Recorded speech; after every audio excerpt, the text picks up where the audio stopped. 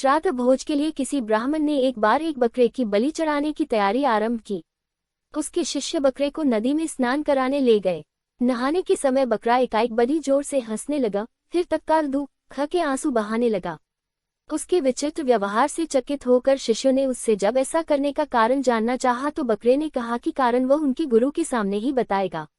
ब्राह्मण के सामने बकरे ने ये बतलाया कि वह भी कभी एक ब्राह्मण पुरोहित था और एक बार उसने भी एक बकरे की बलि चढ़ाई थी, जिसकी सजा वह आज तक पा रहा था।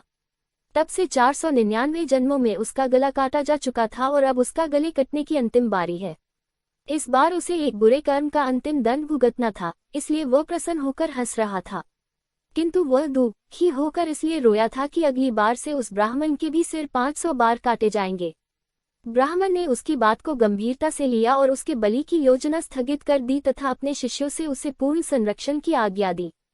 किंतु बकरे ने ब्राह्मण से कहा कि ऐसा संभव नहीं था, क्योंकि कोई भी संरक्षण उसके कर्मों के विपाक को नष्ट नहीं कर सकते, क्योंकि कोई भी प्राणी अपने कर्मों से मुक्त नहीं हो सकता।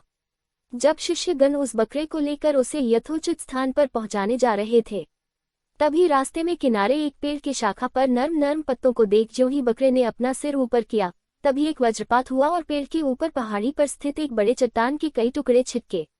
एक बड़ा टुकड़ा उस बकरे के सिर पर इतनी जोर से आ लगा कि पलक झपकते ही उसका सिर धड़ से अलग हो गया। दोस्तों, अगर आपको मेरी वीडियो पसंद आई तो लाइक सब्सक्राइब करना ना भूलें। धन्यवाद।